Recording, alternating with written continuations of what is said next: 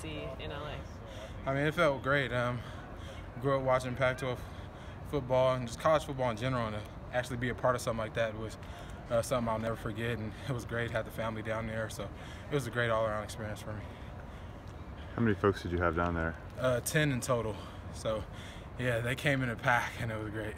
And you kind of ran right to them after you scored that first touchdown. Was that something you had planned out? Yeah, I had that kind of planned out. They told me where they were going to be sitting before the game, so I knew if I got in the end zone, I knew where to go. And then what was this? It's called the ice in your veins. It's like saying you're kind of clutch or whatever, but it's just a thing me and the other receivers talk about that we kind of do after we score. So are we gonna get them in Pullman and get that same kind of reaction out of you? Yeah, probably switch it up a little bit. Switch it up, maybe think about different celebrations. But it was fun all in all. Did you see anything going into that week of prep where you were like, maybe I can take advantage of what USC was showing and have a big week? Yeah, we knew they played a lot of man, third and medium, third and short. Sometimes they even went zero. So all week I was just working on my releases. I knew I just had to win my one-on-one battles. And that's what it was. I just knew they played a lot of man. I knew I had to win my one-on-ones. You obviously played pretty well in the spring and in the fall. How have you been able to kind of transition that into real games and life scenarios? Just practice. Just trying to be consistent every time I step on the practice field. And I know if I'm consistent on the practice field in the game, it's going to come pretty. It's going to come pretty easy, and that's what I should just try to pride myself in, just being a great practice player. So when it comes to games, I won't have to think as much as just play ball. Can you take us through the second TD, the scramble TD?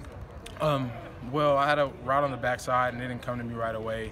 And I saw Gardner start to scramble to the left, and I was actually all the way on the right. So I seen him scramble, and I'm like, well, he's not sacked yet, so let me try to get over there just to get in his vision. And I got close to the sideline, and he made some guy miss. He's great at extending plays, and he found me. So it was a nice scramble play. That's kind of the key, getting in his vision. Yeah, that's the main thing you want to do is scramble, and that's something Coach Lees preaches. Scramble plays, always know where to go because the play's not over until whatever. So that's what I tried to do, just get open for my quarterback. If you had it your way, would you have taken the redshirt year last year, or did you want to kind of get? I wanted to play. I'm not gonna lie. I wanted to play right away, but when I look back on it now, it's the best thing I could have did. I got to focus on my body, focus on my route running, just things I needed to do to get better as a player. All in all, and man, I see the benefits of that definitely this year. So it worked out for me well. Was it just a matter of getting accustomed to conditioning at this level? Yeah, I guess you could say so. I mean, obviously Pac-12 is known for the speed conference.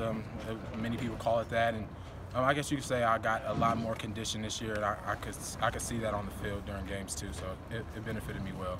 Do you see it more in your endurance that you can last 4 quarters throughout the game, or is it more in your kind of sprint speed and quickness? Well, I would say just in practice. I mean, we run a lot in practice. It's different in games. We go possession by possession. I'm not always in every single play. So just building my condition in practice definitely helps me when game time comes. What do you like about Calvin Jackson?